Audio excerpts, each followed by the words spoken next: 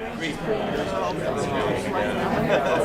like to welcome everybody to this year's keynote lecture for Ancient Studies Week. Today we are very privileged to have with us Dr. Victoria Wohl from the University of Toronto. I'm going to tell you a little bit about Victoria because in case you're interested in becoming a classicist, hers is the cursus honorum that you'll want to follow. She got her BA from Harvard, just substitute UMBC for that. She went on and got, and I didn't know this, she got an M Studies, a Master of Studies at Oxford University, which is a real master's degree based on coursework and a thesis, as opposed to the master's degree that you get some 5 years after graduation automatically if you go to Oxford and Cambridge. So she got a Master's of Studies and then finally took a PhD from the University of California, Berkeley. Among her numerous honors is a junior fellowship at the Center for Hellenic Studies in Washington, D.C., where I was lucky enough to meet Victoria. She's also been a scholar at the Institute for Advanced Studies in the School of Historical Studies. She is currently the Classical Association of Canada Central Tour Speaker, which means that she travels the length and breadth of that enormous country, giving lectures on classical subjects. She also has won a teaching award at the University of Toronto, so she is well honored throughout her travels as a classicist. She started out at the University of Texas, San Antonio, moved to Ohio State, and finally ended up at the University of Toronto, where, as I said, she's a professor of classics. Victoria has published 4 books and edited another. The names of her books are themselves worth remembering. Her first book was called Intimate Commerce, Exchange, Gender, and Subjectivity in Greek Tragedy. It's a very short book and a very good read. I recommend it. Love Among the Ruins, great title. The erotics of classical democracy in classical Athens. And then more recently, Law's Cosmos, Juridical Discourse in Athenian Forensic Oratory, and most recently, Euripides and the Politics Form. It's a great pleasure for me to be able to introduce Victoria, and it's going to be a great pleasure to hear her speak. So without further ado, I've got to read an advertisement from the Drescher Center. We want to thank our sponsors, the Drescher Center for the Humanities and the Gender and Women's Studies Department, along with Ancient Studies. We're bankrolling this affair. This talk is part of the Humanities Forum series. We have some great other events coming up. I encourage you to take a look either on the flyer we have available or at the Drescher Center website, dreschercenter.umbc.edu. You can also engage with us on social media. Follow the Drescher Center for the Humanities on Facebook and at UMBC Humanities on Twitter. If you're on Twitter, please use tonight's hashtag, which is hashtag HumForum17. I also invite you to attend the next Humanities Forum event coming up next Wednesday, October 18th, right here at 4 p.m. in the Elvin O. Kuhn Library Gallery. It's this year's web lecture, which is put on by the History Department, and the name of the lecture is The Changing Face of Modern War, Chemical Weapons and Civilian Bodies in the Aftermath of World War I. And this talk is being given by Susan Grazel, who's professor of history at Utah State University. So, without further ado, I give you Dr. Victoria Wohl.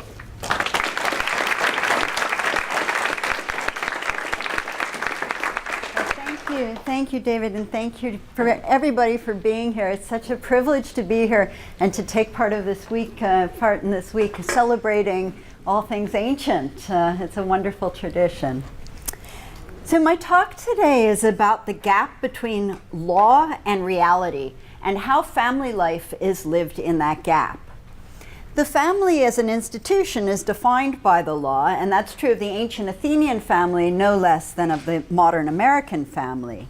The law establishes rules as to what counts as a legitimate marriage or a legitimate child, You can think about the issue of gay marriage and the way the law turned what used to be a slightly scandalous cohabitation into a normal and legitimate union in many states. The law establishes the parameters of the normative or ideal family, but we all know that experience often falls outside those boundaries. We're all familiar with the myriad examples of non-traditional or non-normative or even modern families, and the reality is always more complex than the law would suggest. My talk today presents one case study in support of this general principle. It focuses on one of the most important laws defining the family in classical Athens, Pericles' citizenship law, first passed in 451 BCE. This law defined the citizen as the child of an Athenian father and an Athenian mother. In so doing, it draws a sharp contrast, a sharp distinction between a legitimate marriage and the various other sorts of casual unions that an Athenian man often enjoyed. So Athenian men could live with their mistresses or their kept women, but the children of those unions wouldn't be citizens. This all seems clear enough, but the lived reality, as we shall see, is much murkier. The court cases of 4th century Athens show us how Athenians negotiated the dictates of the law in practice and carved out their lives in the gray spaces left by this seemingly black and white distinction between the legitimate and the illegitimate. Finally, I'll suggest that contemporary drama exploits this gap between the legal ideal and the lived reality. Euripides' Medea is a mistress who mistakes herself for a wife. Her tragic situation dramatically illustrates the tension between family law and family life, and the high cost paid by everyone when the two come into contact. First, the law, Pericles' citizenship law. Passed first in 451-50 BCE and reconfirmed in 403-402. The law reads, whoever is not born from two Athenian parents, the word is ostoi in Greek, should not share in the polis, in the city. The law defines the citizen and therefore the citizen body. It was established first at a time of increasing democratization. Political offices were becoming available to more and more Athenians. The benefits of the Athenian Empire were being distributed to citizens in the form of civic monuments and sacrifices and festivals, like, for example, the Festival of Dionysus, at which tragedies were staged. And given these prerogatives, it became much more important to know who was a citizen and therefore who had a share in the polis. Likewise, it was reinstated in 403-2 at a time when the definition of the citizen was under terrible strain. The end of the 5th century saw, on the one hand, the radical depopulation of Athens because of 30 years of the Peloponnesian War, and an opening up of the citizen body to those who had previously been excluded, like the slaves who fought in the key naval battle at Arginusae, suddenly offered citizenship. So on the one hand, citizenship offered to new citizens. On the other hand, the oligarchic revolutions of 411 and 403 had shown the oldest members of the citizen body turning against the polis.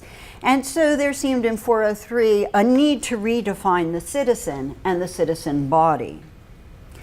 So the primary purpose of this law seems to have been political, designed to define the polis and not the oikos, the family or the household. But of course, in decreeing what sort of parents and what sort of unions will produce a citizen child, this law also had profound effect on the family, both as an abstract entity and as a lived reality. So let's look at the provisions of this law and their purpose in more detail. The law reads, whoever is not born of two Athenian parents, ostoi. The word ostoi refers to members of the ostu, the city as a physical community, but more importantly, as a political community. Now, women were not members of the political community in the fullest sense of the word. In economic and political matters, women were considered lifelong minors who always, throughout their lives, had to have a male guardian. First their fathers, then their husbands, sometimes their sons. In economic and political, women could not vote, they could not hold office, they could not speak in the assembly. So all the great privileges of Athenian citizenship in the democracy, women had no part in. There's debate even about the extent to which elite women could even be seen in public alone or at all. But Athenians still distinguished quite rigorously between citizen women and non-citizen women, which would include slaves, but also resident aliens, non-native born women.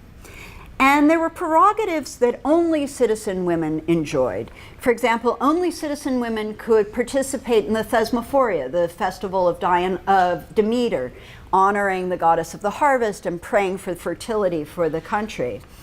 Only citizen women could be priestesses. And most importantly, only citizen women could produce citizen sons. And so although women were not citizens in the full sense of the word, they carried what we might think of as the citizen gene, and they passed that down to their sons. Ostoi, this word used in the law, emphasizes political belonging, but also native status. So it differentiates native-born men and women, native-born Athenians, from foreigners of various stripes. So medics, who are resident aliens, people from elsewhere in Greece or elsewhere in the Mediterranean world who had come to live in Athens and enjoy its vibrant intellectual and economic culture and artistic culture, but also slaves who are non-Athenian and non-citizens. So the law works by defining the citizenship in this way. The law works ideologically to maintain the purity of the Athenian bloodline. The Athenians cared quite a lot about the purity of their bloodline. They subscribed to a myth of autochthony, which is a myth that all Athenians were born from the earth itself, autochthony, and they were all brothers. All Athenian citizens were brothers of the same mother, Athena, the virgin goddess. Now, in case you're wondering how they managed to pull off this trick of being the children of a virgin mother, the Athenians had an answer to that. And it took the form of this very bizarre myth of Hephaestus and Athena.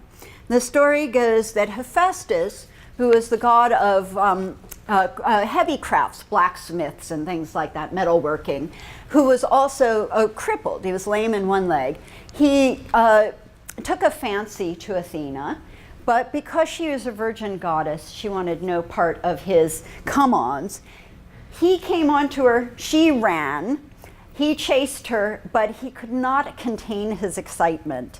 And so, for lack of a better way of putting it, he prematurely ejaculated on the soil of Attica. From this seed was born the first king of Athens, Erichthonius. This might be a light. There you see the little baby being lifted up from the underworld to be given ultimately to his virgin mother. So this weird myth of divine premature ejaculation is it's a way of expressing a kind of racial purity, right? That the Athenians are born from the earth, but they're also born from this pure mother, a mother who's never been touched sexually by a man. And it's a myth of homogeneity. We're all brothers, we're all children of Athena, we're all from this same land.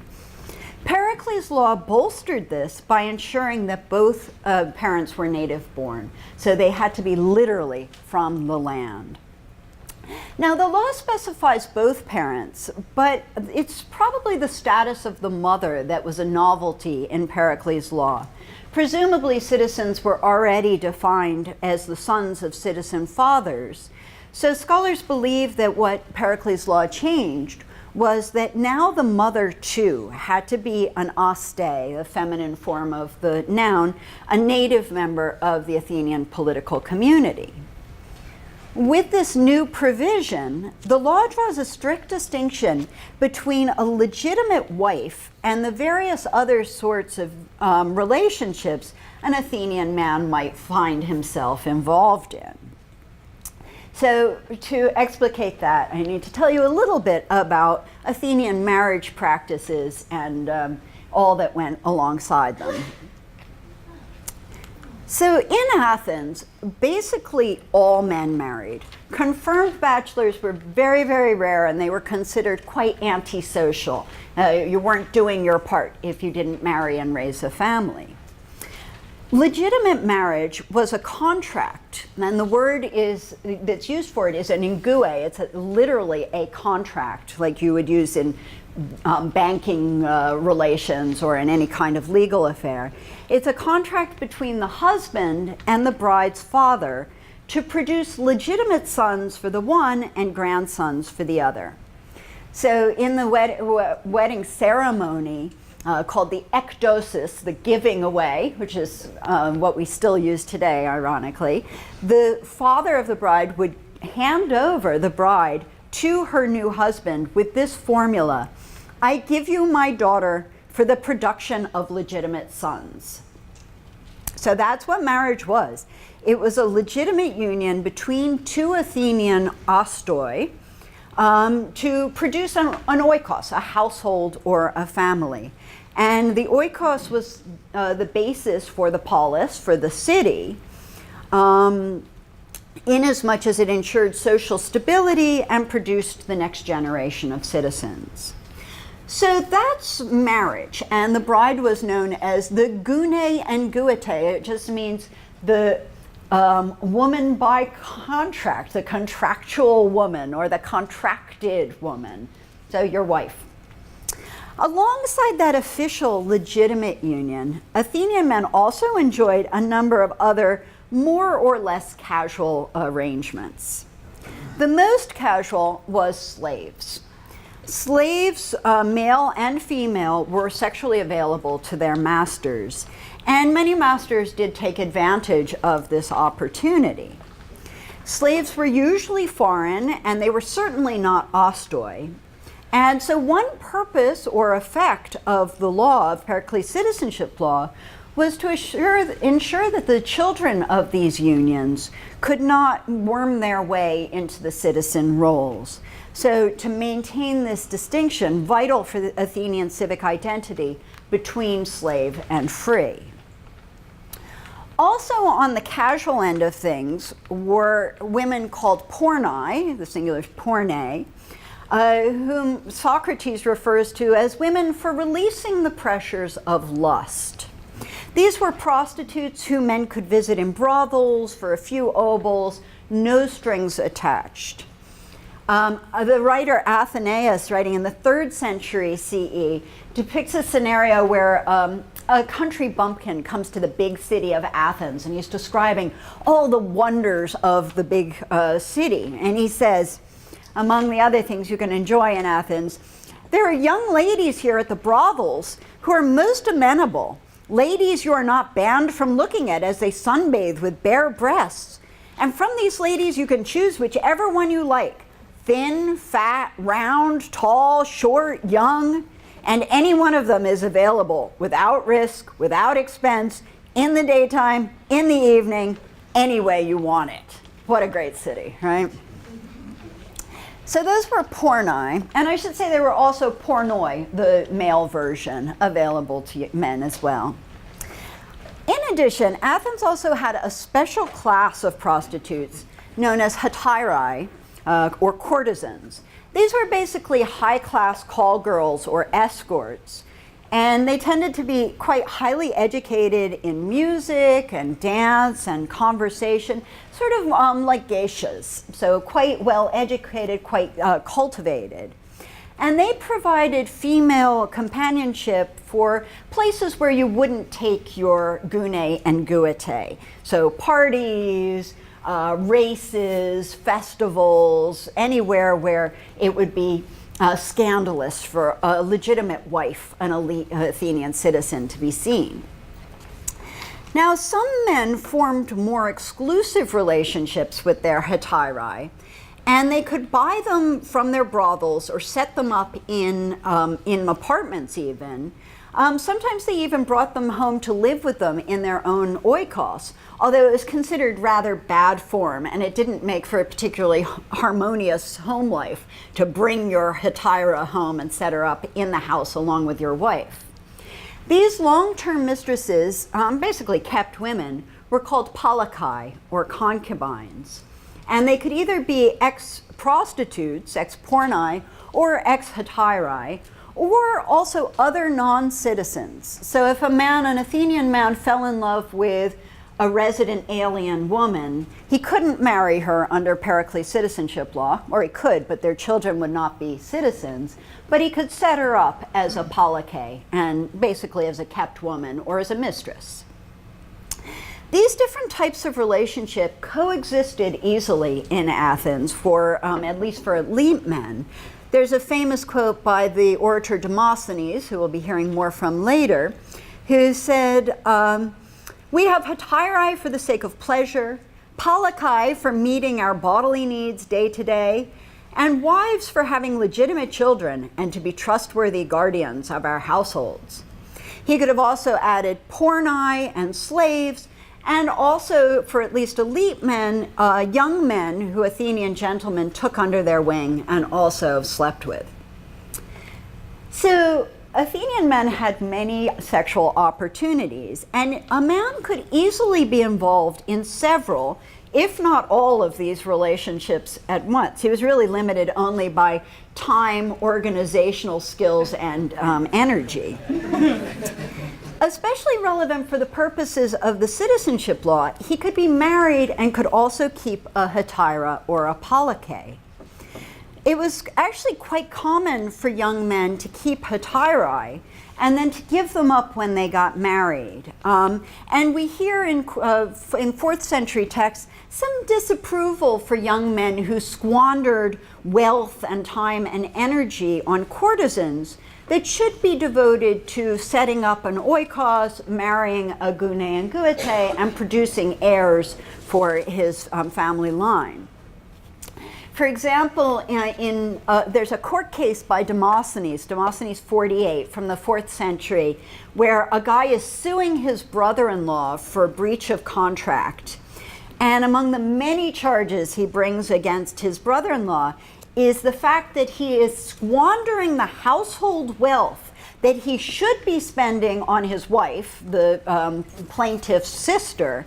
He's squandering this wealth on a hetaira who he bought from a brothel and is now lavishing with gold and jewels, a mad and scandalous lifestyle as the speaker represents it. So you do hear this note of disapproval for men keeping hetairai when they should be, setting up households. On the other hand, a hetaira signified luxury and cultivation and elite status. And a hetaira was really a prestige item for a certain class of men, an item that they aspired to. And many Athenian men did continue to keep hetairai even after they were married. In fact, some even kept hetairai or palakai instead of marrying wives or in preference to living with their married wife. And the most famous example of this, ironically, is Pericles himself. Pericles, as well as being married to an Athenian woman of good lineage, also carried on a long-term relationship with the Milesian hetaira Aspasia. Aspasia was, by all accounts, a woman of rare beauty and wisdom. And Pericles supposedly sought her political advice, among presumably other things. And she even appears in one of Plato's dialogues as a teacher of political rhetoric, so an extraordinarily accomplished and intelligent woman. Plutarch, the ancient biographer, tells us that Pericles loved her passionately and ultimately divorced his wife, with whom he didn't get along, so that he could live exclusively with his mistress, Aspasia. And Plutarch reports They say that twice a day, on leaving the house and returning home, he would salute her with a loving kiss. It's very romantic. This is what we would consider a common law marriage and not be terribly scandalized by. But in Athens, it was not a legitimate marriage because Aspasia was a Metic. She was not an Athenian Aste. She was originally from Miletus, another Greek city. And so Pericles is our first example of how much messier life is than the law allows. There's a great irony behind his citizenship law. His two legitimate sons by his legitimate wife both died in the Great Plague of 431 BCE. And his own law made his sons by Aspasia illegitimate. However, in gratitude for everything that the great statesman had done for the city of Athens, the people voted to suspend his law in his case alone, to make him the one exemption to his own law, so that he could register his son by Aspasia as his heir, and he wouldn't die without someone to carry on the family name. As Pericles' own case shows, the citizenship law draws an especially strong distinction between legitimate wives, who were osti given by their fathers for the production of legitimate heirs, and hetaerae, who were often foreigners, sometimes slaves, probably never daughters of citizens. It didn't outright ban those latter unions, and Athenian law is notoriously live or let live. You could do what you wanted, but there were legal consequences. And this law didn't ban you from living with your hetaera, but it did impose a very strong legal disincentive, because citizenship was a very valuable commodity in classical Athens. And this places a premium on those relationships that will produce citizens. And your relationship with your hetaera, love her though you might, did not produce a citizen child. But in drawing this black and white distinction between wives and mistresses, the law seeks to clarify a much more complex reality. The fact is, a long-term relationship between a man and his polike, or hetaera, could look very much like a legitimate marriage, and they could be surprisingly hard to distinguish. For one thing, there were no legal documents to certify a legitimate marriage in classical Athens. Legal marriage was marked by the engue, this contract between between husband and father-in-law. Usually money would change hands in the form of a dowry, and there were certain rituals that it was customary to perform: a marriage procession and a party. But there wasn't always a party, there wasn't even always a dowry, and the engue was basically a handshake between two individuals. So, how do you prove that your parents were legitimately married? That your mom was your dad's legitimate wife and not his hetaera or polike? This becomes a pressing issue in inheritance cases because the children of polike were technically bastards, and it seems that they could not inherit substantial quantities of property. So speakers in these cases will rely on the testimony of friends and relatives and neighbors. They'll bring on witnesses if they're trying to prove they're legitimate. Bring on witnesses who say, yes, there was a dowry. I remember being present when we took it to the bank. Yes, there was a wedding feast. I remember what they served and who played the music. In some cases, these would be memories about events that had happened 20, 30 years ago, a generation ago. So often the difference between legitimacy and illegitimacy rests on gossip, pure and simple. And there are many examples of this in the inheritance cases of 4th century Athens. For example, the case by the inheritance speaker, or lawyer basically, Isaias, on the estate of Pyrrhus. So it's an inheritance case, and like all these inheritance cases, there's a sort of complex family soap opera behind the case. But basically this case on the estate of Pyrrhus rests on the status of Philae, who's Pyrrhus's daughter. Her son is claiming the estate of what he says is his grandson, and says that Philae was the legitimate daughter of a legitimate union, and therefore he should inherit his grandfather's estate. That's one of the plaintiffs, one of the speakers. The other speaker, the one whose court case we have, whose speech we have, is a more distant relative who claims that Philae's son should not inherit, the plaintiff should not inherit, because Philae was the daughter not of a legitimate wife, but of a Polyche and an ex-Hetaera. And much of his argument rests on scurrilous imputations about the woman's lifestyle. So he says, my opponent says his grandfather was her husband, but if this is so, she must have had many husbands, right? Nudge, nudge, wink, wink. He claims that she was available to anyone who wanted her. He brings on witnesses who testify to fights and revelry and frequent disorder at Pyrrhus's house, and men serenading her. But I don't suppose that anyone would dare to serenade a married woman, nor do married women go to dinner with their husbands or dine with strange men, much less with anyone who happens along. So you can see an ambiguity here. The speaker insists that one can distinguish absolutely a wife from a Hetaera based on her behavior, and his case actually rests on that distinction. At the same time, his very argument proves the tenuousness of that distinction. If a man can live with a Hetaera as if married, and the only proof that she is a Hetaera and not a Gune and Guete is gossip about serenades and parties 2 generations earlier, then the line between legitimate marriage and cohabitation is very hazy indeed. That gray area between wife and mistress is where Demosthenes' case against Nyira unfolds. This speech was delivered in court in around 340 BCE by a man named Apollodorus, and the charge is what was called agraphe xenias. Xenias, it's a case for xenia, which means a case for the usurpation of citizen rights by a xenos, a foreigner.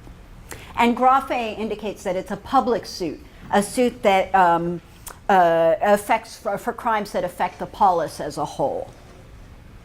The charge is brought against this woman Nyira, but the real target is her lover Stephanus, with whom the speaker Apollodorus has been waging an ongoing feud in the courts.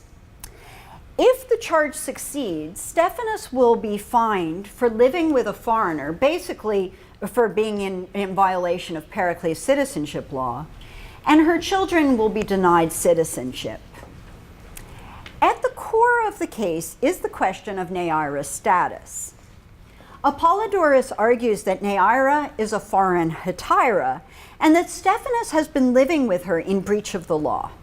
The stakes are particularly high for her because if Stephanus loses the case, if Apollodorus wins the conviction, she'll be sold into slavery and lose all of her property. However, as is customary in Athenian legal proceedings, she cannot speak for herself and probably doesn't even appear in court, despite this depiction of her naked in court. It would not have happened in reality. Instead, she becomes the vital but invisible linchpin in a debate between men over the definition of Athenian citizenship and the legitimate oikos. This debate shows the ways that Pericles' citizenship law was lived by Athenian citizens and the complicated realities behind the clear-cut language of the law. So Apollodorus' charge is that Stephanus is, quote, living with a foreign woman against the law. He has brought other men's children before the phratries and deme assemblies, that is, to declare them as citizens, and has married off the daughters of Hetaerae as if they were his own. In doing so, Apollodorus says, he has robbed the people of their power to decide whom they want to make Athenian citizens. He begins by quoting the law they're breaking, a corollary to Pericles' citizenship law. Quote, "If a foreign male by any manner or means lives as married with an Athenian citizen, an oste, let anyone who wishes bring an indictment, and if he is convicted, let him be sold into slavery and his property sold. If a foreign female cohabits with an Athenian man, an ostos, the same applies, and the man who has cohabited with the foreign woman is to pay a fine of 1,000 drachmas." After that, his first order of business is to prove that Nyira is in fact a foreigner. As often in Athenian court cases, a vivid narrative takes the place of material evidence, and Apollodorus tells a doozy. Nyira, he says, was raised in a brothel and spent her youth getting paid by those who wanted to have sex with her, as he says delicately. When she was working as a prostitute in Corinth, he tells us, two of her lovers decided it would be more economical to buy her outright rather than to pay each time they visited her. When they married and settled down, they offered to sell her her freedom if she could pay back the purchase price. So Nyira, who's represented as quite canny and quite a canny operator, went to all of her ex-lovers and asked for contributions, and in this way bought her freedom. She went to Athens thereafter as a free woman, but obviously not an Athenian oste, not a native-born Athenian, and eventually she wound up with Stephanus, who had been a client of hers back in Corinth. Stephanus set her up in a house in Athens and promised to introduce her children into the phratry as his own sons. He did so, Apollodorus speculates, for two reasons: to get himself a good-looking mistress for free, and to have her provide for daily expenses by her work as a prostitute, and to keep the house going, since he didn't have an income of his own. So Stephanus pimps her out and also has a little extortion racket going on the side where he tells people that she's a prostitute, and then once they're actually sleeping with her, he says, no, actually she's my wife, and accuses them of adultery, which is a very serious offense in Athens, and threatens prosecution if they don't pay up. So far the tale is sordid enough. But the real crime occurs when Stephanus tries to pass off Nyira's children as his own. He married off her daughter, Phano, to an upstanding Athenian citizen, Frastor, as if she were an oste, as if she were the legitimate child of two Athenian parents. Now, this is a very serious offense and in direct breach of Pericles' citizenship law, as Apollodorus insists. It risks adulterating the Athenian citizen body by introducing foreign blood and granting Athenian citizenship to one who had no right to it. The law Apollodorus cites says that the penalty for giving a foreign woman in marriage to an Athenian citizen is loss of citizen rights and confiscation of property. So you'd think, given the importance of Pericles' law and the stiff penalties for breaking it, that Frastor would have prosecuted Stephanus when he discovered that his wife was actually the daughter of a foreign-born prostitute and not of an oste. As Apollodorus tells it, he did find out. Her high living gave her away, as it always does. And Frastor kicked the girl out and initiated proceedings against Stephanus. But later, the two men seem to have come to some sort of private agreement, and Frastor ended up taking Phano back and adopting her baby as his own son. Now, it's one thing if Stephanus wants to live with a foreign prostitute. He's represented in the speech as a thoroughly criminal character, so we'd expect no less than this from him. But with Frastor, we seem to have another Athenian, an otherwise fine citizen, deciding to live with the daughter of a known prostitute and pass her off as his legitimate wife and her children off as full Athenian citizens. So what's going on here? Apollodorus has an explanation as it happens. He says that Fraster was very ill at this time. He had no one to take care of him, and he feared that he would die without an heir.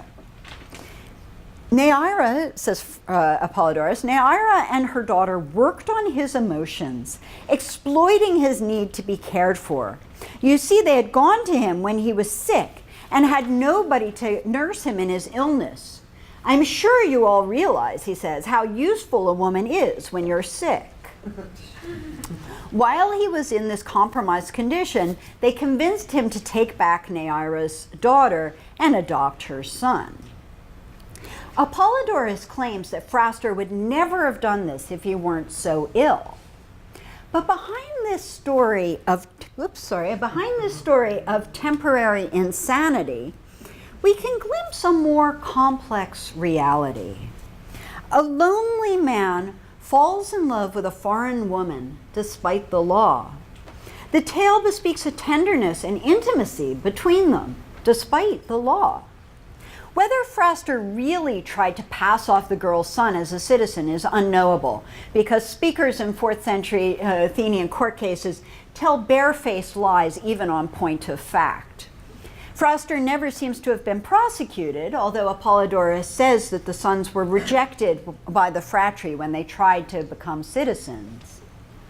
But the story suggests that Fraster was able to live as if in marriage with a woman who was not an aste, and continued to do so even after he discovered her status.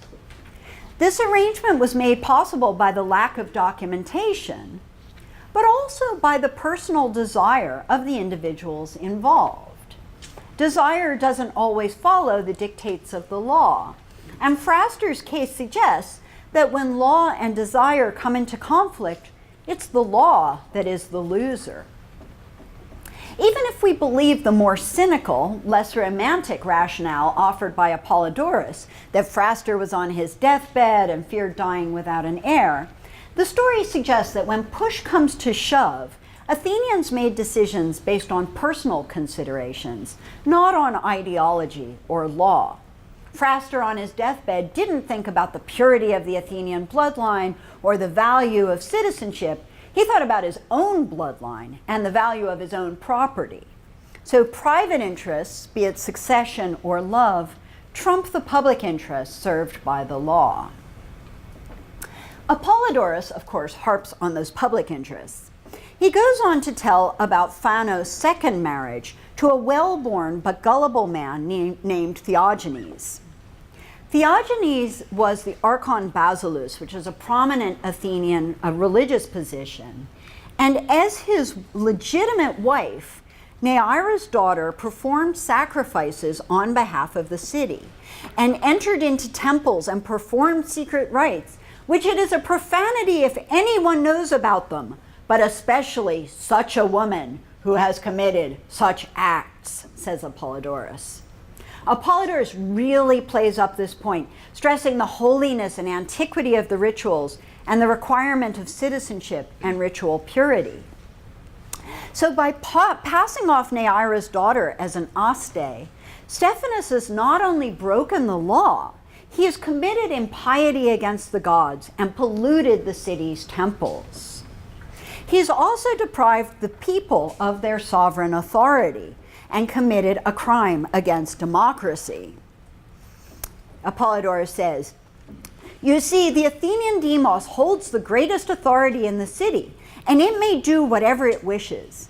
It considered Athenian citizenship to be so fine and august a gift that it instituted laws for itself that must be followed if it wants to make someone a citizen. These are the laws that now lie in the mud thanks to Stephanus and those who have married as he has." So by turning the daughter of a foreign prostitute into an aste, Stephanus has arrogated for himself the authority of the demos to define and confer citizenship. His lifestyle is not just a private scandal, but a threat to democracy itself. Finally, he says it is a threat to the very foundation of the oikos, the household. "What are you going to say when you go home?" Apollodorus asks, "and your wife or daughter or mother asks you how you voted in this notorious case. Will you dare to tell them that you acquitted a known prostitute, a foreigner who lived with an Athenian as married to him in violation of the law? The upright women will be outraged," he says, "and the less upright will see this as a license to do whatever they want." "So think of your womenfolk as you cast your vote," he says, "and keep women who are brought up in strict chastity and care by their family and given in marriage according to the laws from publicly attaining the same status as a woman who has spent every day in obscene practices, over and over complying with each customer's desires." If Nyira is allowed to pass as a legitimate wife, Apollodorus says, all your wives will become whores, and the concept of legitimacy will lose all meaning. In this way, Stephanos's private living arrangements become acts of high treason against the oikos, the polis, the gods, and the democracy. But if we can look past his overheated rhetoric, this case shows us how blurry and fragile is the line between legitimate and illegitimate marriage, between aste and xene, between gune and hetaera, wife and mistress. First Nyira and then her daughter live with numerous Athenian citizens. Some, Apollodorus says, kept them as hetaerae. Others lived with them as wives. What's the difference between the two? Well, frankly, not much. Whether they're seen in public, how flashy their clothes were, whether they drank with other men. The line between wife and hetaera is a matter of behavior, policed by gossip. No relationship is so impeccable that it couldn't be called under suspicion. But also, apparently, no relationship is so depraved that it couldn't pass as legitimate. Nyira's daughter is married to not one, but two Athenian citizens. Okay, Phrastor was sick and Theogenes was naive, but neither could tell a hetaera from an aste, or in the former's case, once he could tell, it seems that he didn't care. Likewise, Nyira had apparently lived for decades in Athens. She's in her 50s by the time this court case takes place, and it seems has been living a relatively quiet and respectable life for many years until she got caught in the crossfire of Apollodorus and Stephanos's feud. This means that a foreign-born ex-prostitute is functionally indistinguishable from an aste, and her relationship indistinguishable from a legitimate marriage. So this court case shows the lived complexities behind Pericles' citizenship law. Determining who is an aste, distinguishing a legitimate wife from a hetaera, is both vital for the city and virtually impossible given the messiness of lived reality. That gap between reality and law is explored by Athenian Tragedy, which shows the high costs of upholding the law and the suffering of those who fall afoul of it. Euripides' Medea tells the sad story of the Colchian princess Medea, who, having helped Jason to get the golden fleece, follows him to Greece, where he promptly abandons her and her children to marry a Greek princess.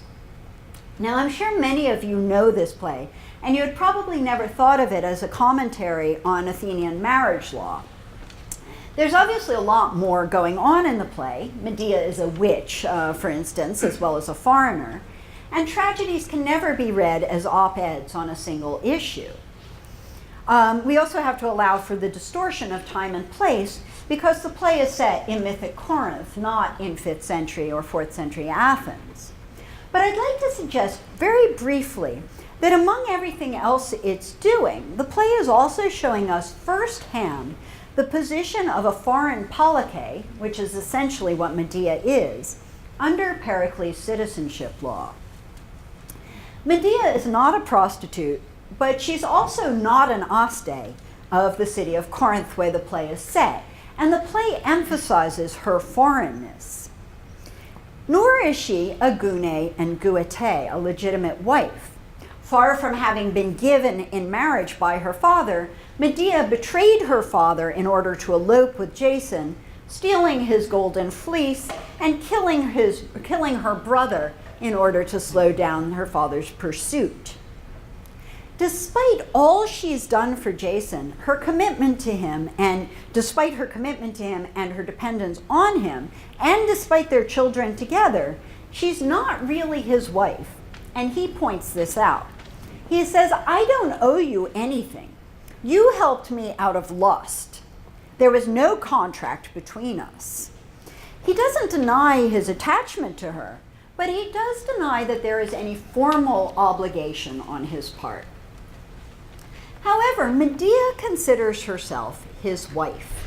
She calls him her husband, her possis, and herself his wife, his gune, and accuses him of betraying her bed and marriage. Those two, bed and marriage, are closely yoked throughout the play. On the one hand, Medea is enraged by sexual jealousy.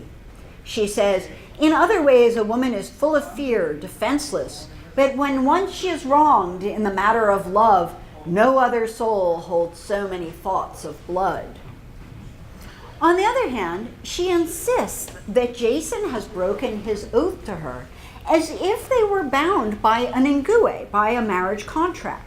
She says, you forsook me. You took another bride to bed. Faith in your word has gone. A distinguished husband I have for breaking promises. So Medea considers herself Jason's wife. But under Pericles' citizenship law, their union cannot produce citizen children. And this is why he proposes to marry a Greek princess. He even tries to convince Medea that this was a smart move made in her interests, because his royal status will provide security for her and her children, who will now become the bastard brothers to his legitimate royal sons. Needless to say, that does not fly with Medea. You thought it was not respectable as you got on in years to have a foreign wife. Go and enjoy your wedding, but perhaps you will make the kind of marriage that you will regret. And indeed, he does regret it. Medea's revenge takes the form of a perverted wedding. She sends his bride a poisoned robe and crown, as she says, a wedding gift. When the bride puts them on, she bursts into flames and melts in a hideous conflagration along with her father, the king. Bitter will I make their marriage for them, and mournful, Medea had promised, and she delivers gruesomely. But there's more. Medea also kills her own children. If legitimate marriage in Athens was for the production of legitimate children, then this infanticide makes sense as part of the perverse marital logic of Medea's revenge. By betraying their marriage, Jason had declared her children illegitimate. She merely takes the next step. At the same time, by killing his bride, she ruins his chance of having other heirs. The play thus shows the distinction between a legitimate and an illegitimate union from the perspective of one who falls on the wrong side of the division. Under Pericles' citizenship law, Medea's marriage to Jason would have been illegitimate, since it could not produce citizen sons. This is the same law that drives Jason's remarriage in the play. Marriage to the Greek princess will carry social benefits that marriage to Medea does not. But Medea refuses to accept this delegitimation of her relationship, nor to play the mistress while Jason takes an Aste for a wife. Her gruesome revenge, a hideous parody of a wedding, shows the high costs of maintaining the law and the high price to pay when it comes into conflict with reality, as it so tragically does in this play. In conclusion then, while Nyira's extraordinary life is lived in the gray areas left by Pericles' citizenship law, Medea's story is colored by its black and white division between legitimate and illegitimate. While the former shows the gap between the law's ideal family and the everyday reality of family life, the latter suggests that when the ideal and the reality clash, the result can be tragedy for everyone involved. Thank you.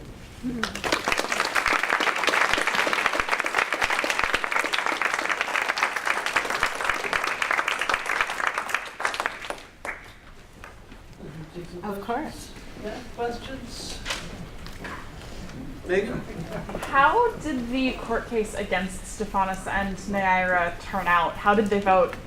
That's a $6 million question for 99% of our court cases from antiquity. In almost every single case, we don't have the counter speech, so we don't know how much they're lying, and we don't have the verdict. Rats. Yeah, I know. So we know in the replay play, there's an alternate thing where the crowd actually kills the children instead of her. Does that affect her reading of the story at all? Where the crowd kills the children. Was it her killing the children? Oh, I don't know that version. Do you know where that's from?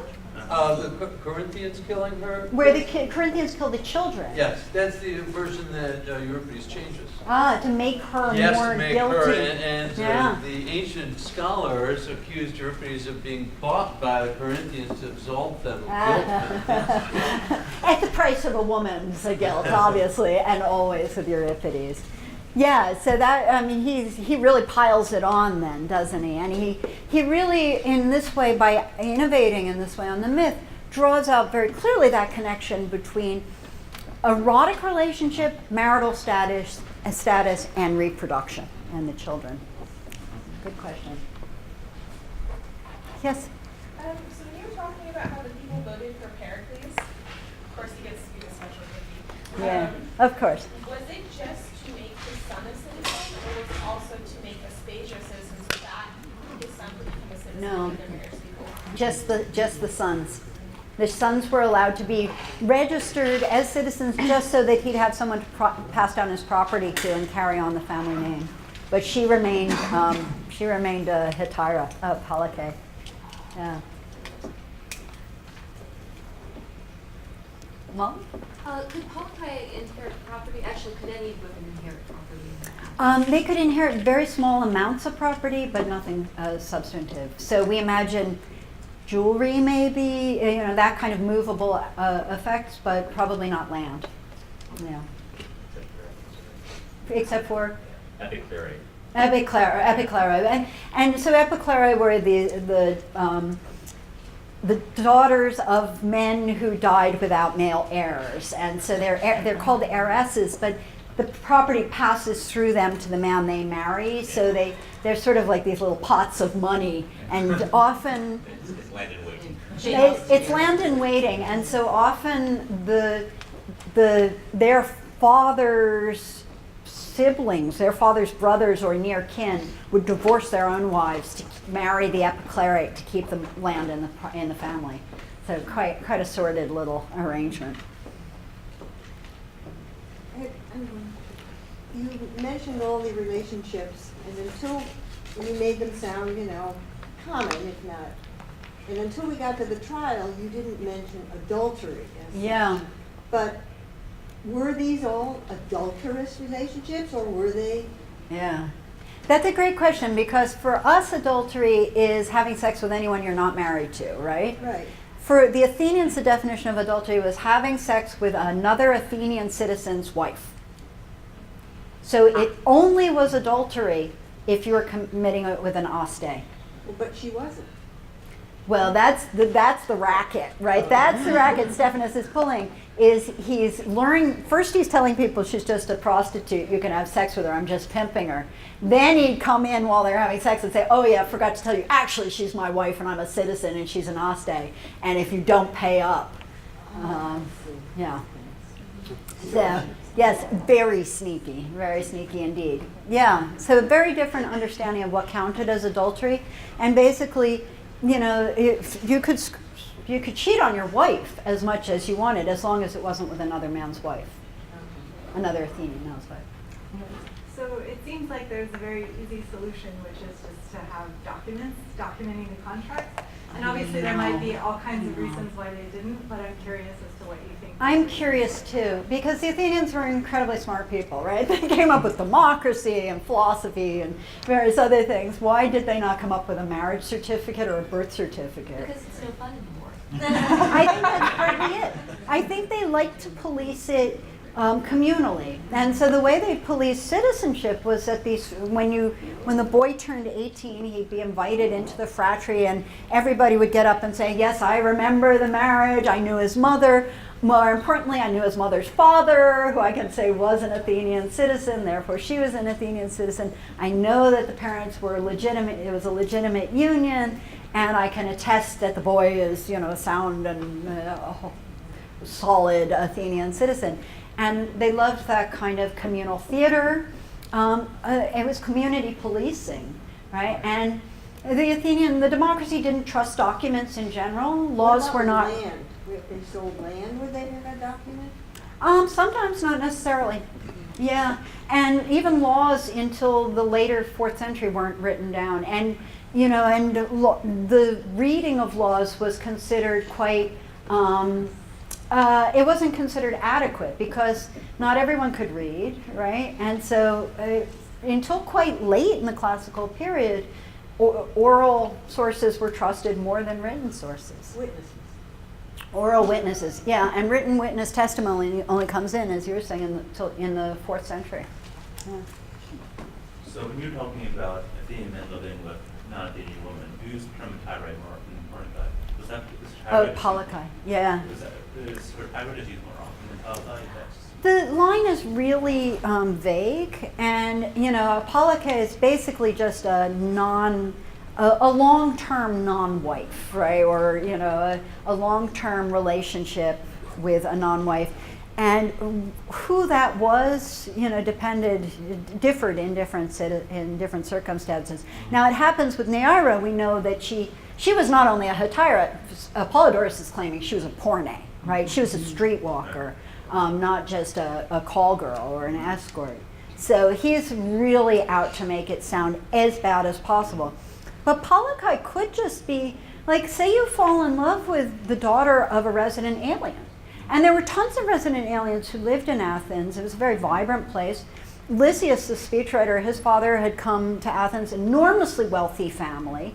They lived there for 2 generations, could not become citizens because of Athenian's Pericles citizenship law.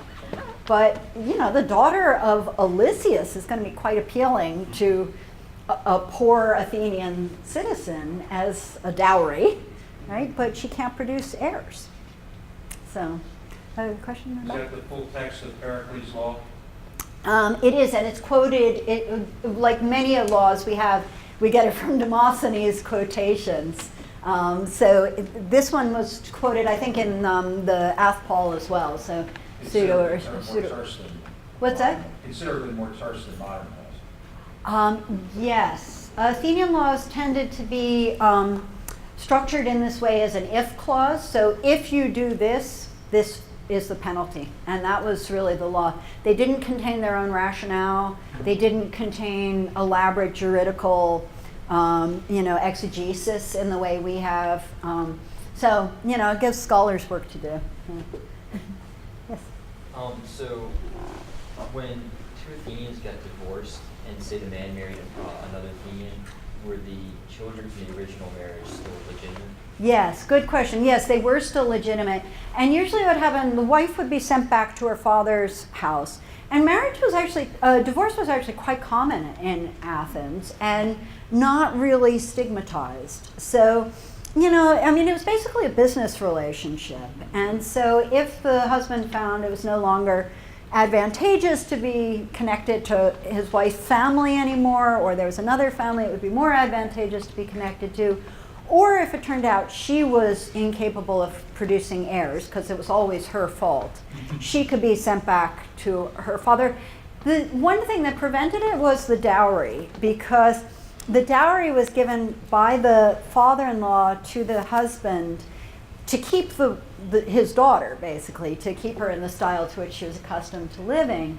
And often the husband would invest it. He'd buy land or he'd buy ships for mercantile purposes. And then if he divorced the wife, he'd have to give back the dowry. And if that was encumbered, he'd have to get it from somewhere else. And so that was basically her life insurance, her insurance that he would not be too mean to her.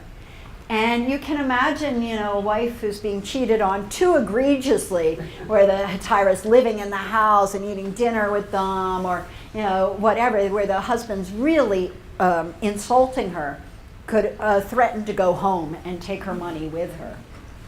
So, but yes, her children remain legitimate heirs, but would then, a man could end up with legitimate heirs by two different wives, and that just means that there are more people to fight over his property when he dies.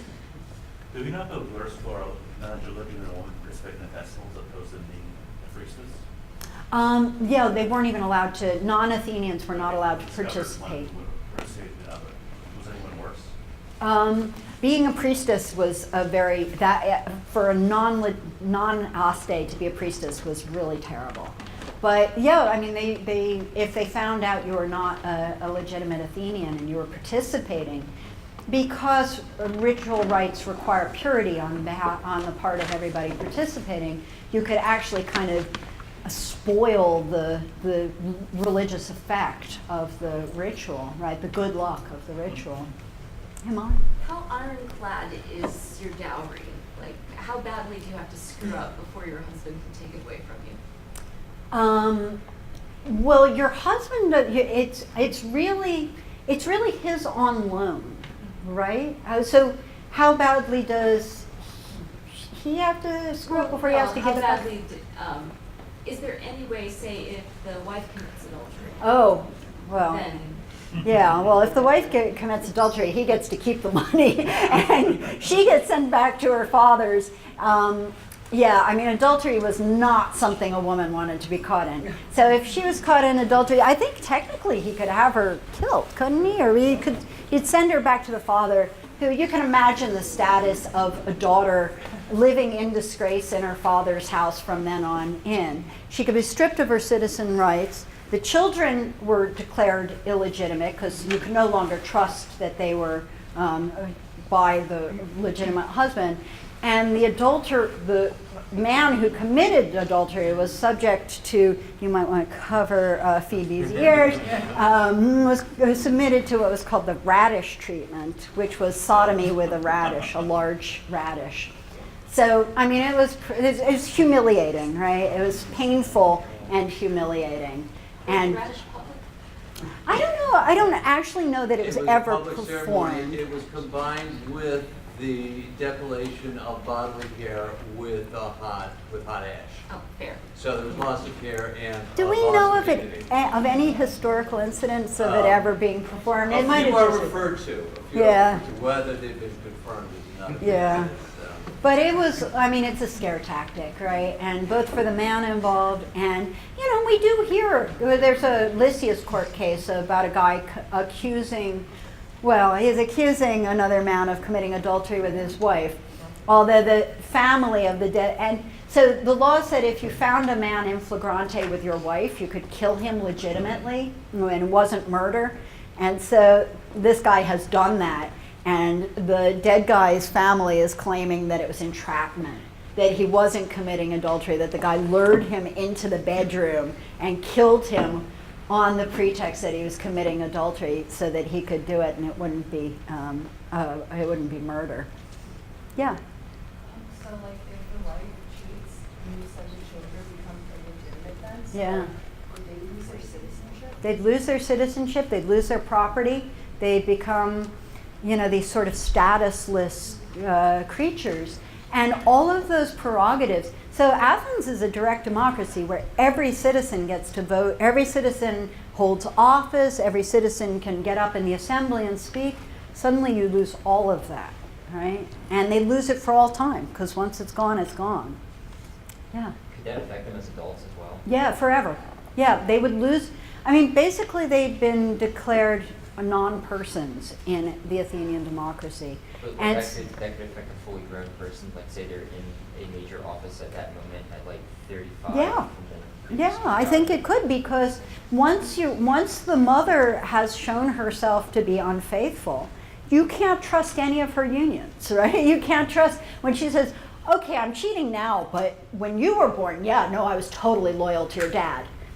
You can't trust that, right? At least in the male mentality of classical Athens. And so all of her children then become potentially illegitimate, and that potential enough was enough to warrant eliminating them from the citizen body.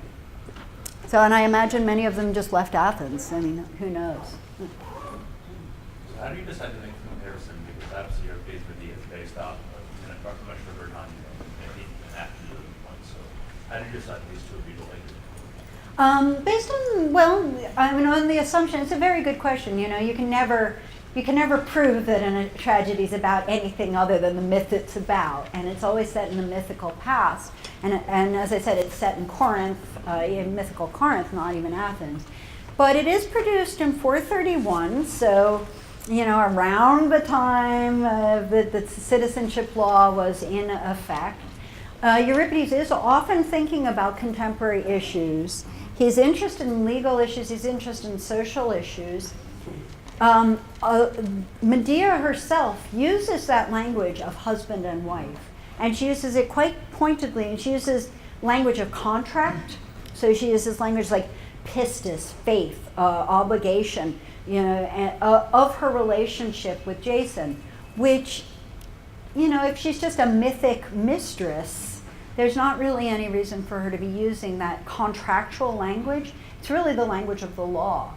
And it may not be this law, but it's the language of some law. And so it encourages you to start thinking about, well, how is this play maybe thinking about contemporary legal issues?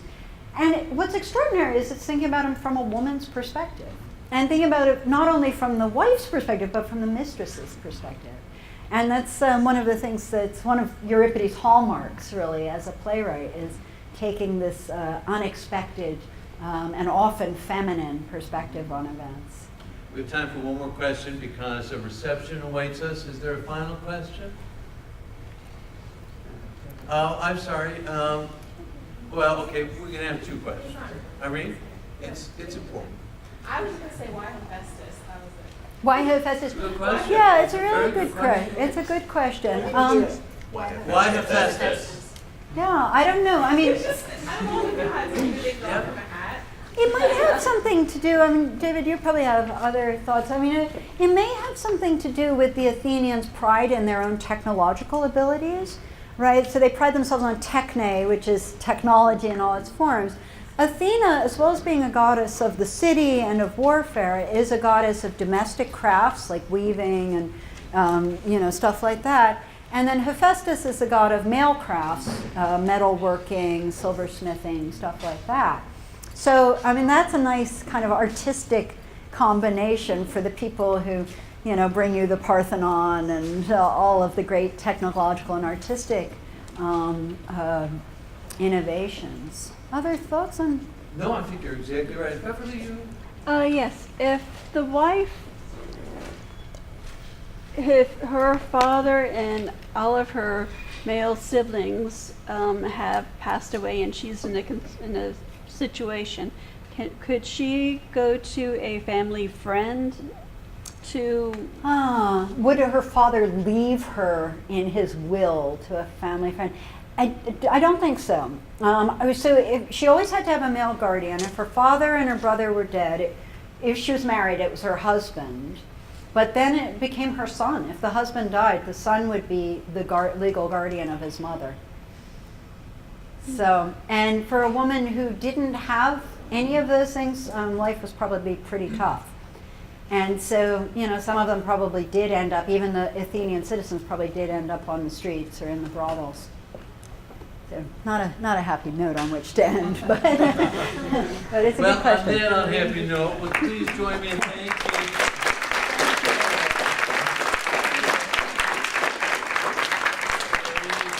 right behind us in the gallery proper. Thank you for all coming, and thank you all of you for such great conversation afterwards. It's really good. Glad